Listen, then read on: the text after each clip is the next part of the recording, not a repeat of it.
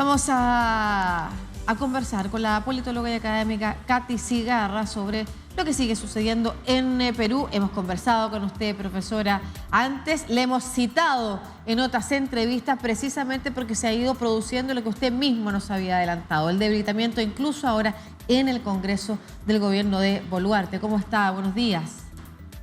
¿Qué tal? Buenos días. Lo que sucede en estos momentos es que el Perú vive en un desgobierno, es decir, hay un mal diagnóstico que se está teniendo desde la presidencia del Consejo de Ministros y sin duda alguna desde la presidencia de Dina Boluarte.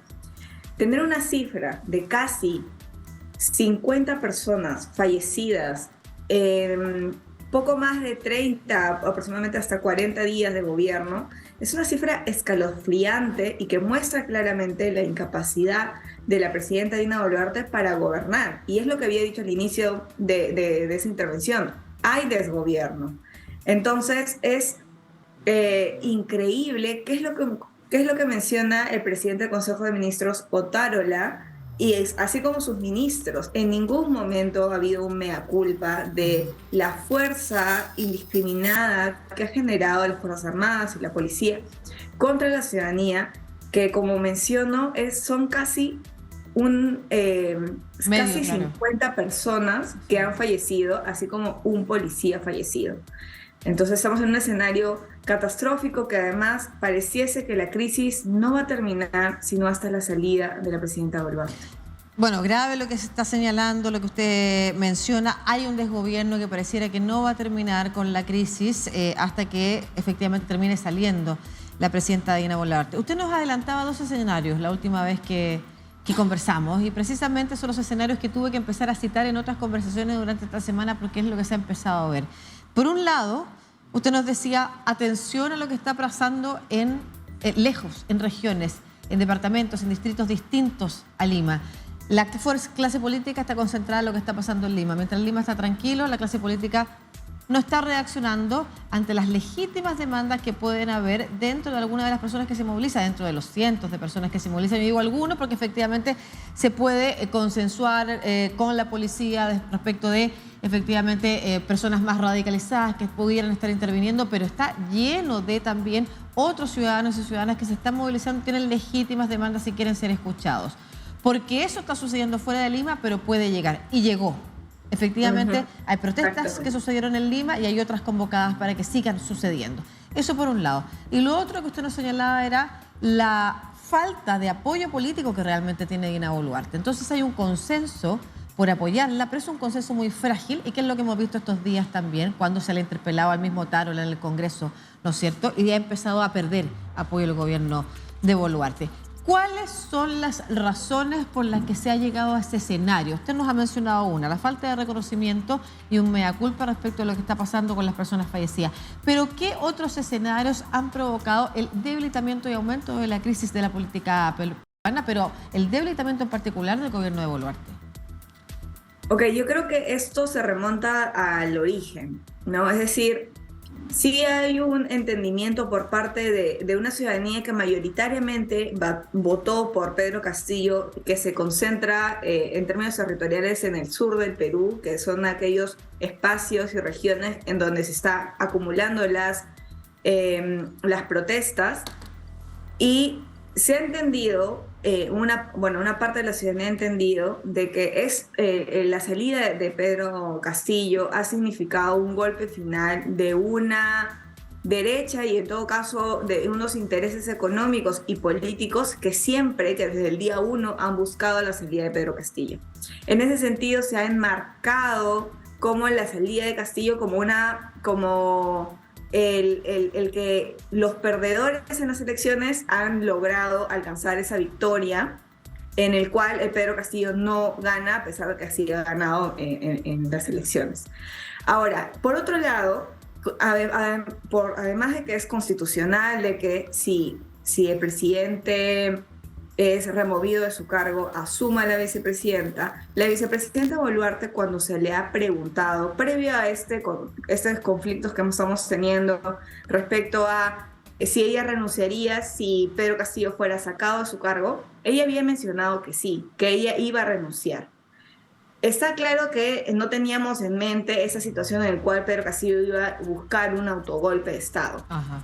Por otro lado, es que cuando ella ingresó a hacer un mensaje a la nación, teniendo en cuenta de que era la primera presidenta, mujer presidenta, señaló de que ella iba a gobernar hasta el 2026. Es decir, iba a acabar con el periodo de gobierno que se establece en la Constitución. Entonces, ya desde ahí se ha entendido de que Dina Boluarte de alguna manera se está acomodando y está apoyando a estos grandes enemigos que he iniciado, con lo que he iniciado mi relato, ¿no? Esos enemigos que han buscado siempre la caída de Pedro Castillo. Ha habido además una respuesta política muy tardía por parte de Dina Boluarte, en el sentido de que posteriores a ya algunas importantes protestas, ella ha señalado que iba a pedir adelanto de elecciones.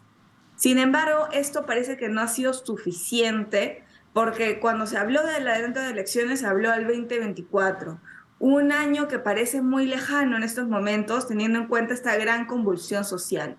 Y por otro lado, se ha tenido desde el gobierno y desde el Congreso una mirada errónea, a mi parecer, respecto a estas marchas. Han señalado, por un lado, que las marchas se deben a que Pedro Castillo las asusa, que Evo Morales las asusa también, o que son marchas de personas con intereses ilegales, pero o que son... ¿Perdón? Politóloga, profesora, lo que pasa es que pareciera, por lo que usted nos relata, que la clase política peruana está acostumbrada a sortear las crisis y que el país siga avanzando. Extrañamente, y a diferencia de lo que pasa en muchos países, una crisis política así viene acompañada de una crisis económica, se hunde todo, digamos. En Perú no sucede eso. Entonces pareciera que la crisis política pudiera seguir y vamos con un sexto gobierno en una década, séptimo gobierno en una década, vamos saliendo como que no hay una mirada respecto de que esta crisis política debiera haber concentrado las fuerzas para salir y no para que continúe un gobierno más gobernando el Perú. O sea, como que están en un momento que parece que culmine también. Es que realmente desde el 2016 nos hemos acostumbrado a normalizar que los gobiernos, especialmente de la presidencia y el poder legislativo, no duran 5 años como sí había estado durando desde el retorno de la democracia hasta la fecha que yo menciono. Entonces, claro, hay una cuestión un poco extraña que realmente te podría quizás responder mejor un economista, pero se entiende que la clase política y las crisis políticas y la economía de alguna manera han encontrado un equilibrio que pueden irse hacia dos caminos diferentes.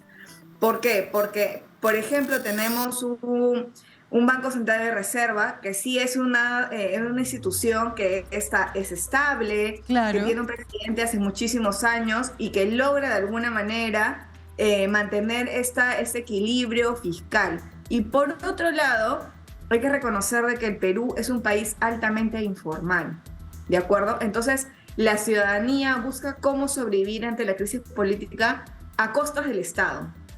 Y esto en desmedro claramente de la representación política, que es fundamental, y en desmedro también de la democracia. Profesora. ¿No? Es decir, cada vez estamos interpretando de que los políticos no sirven para nada y que son intercambiables muy rápido. Veníamos de esa conversación precisamente con el representante de IDEA para el Cono Sur, las tensiones y por qué se desvaloriza la democracia. Para cerrar, ¿cuál es el riesgo que tiene que advertir la clase política peruana? La élite peruana en su conjunto, en realidad. El riesgo es la caída de la democracia. El riesgo es la posibilidad de que ingrese por elección popular una persona autócrata, un líder o una lideresa autócrata, que ponga en riesgo la democracia que tanto nos ha costado y que además tenemos una democracia bastante joven, desde el 2001, recién en el Perú.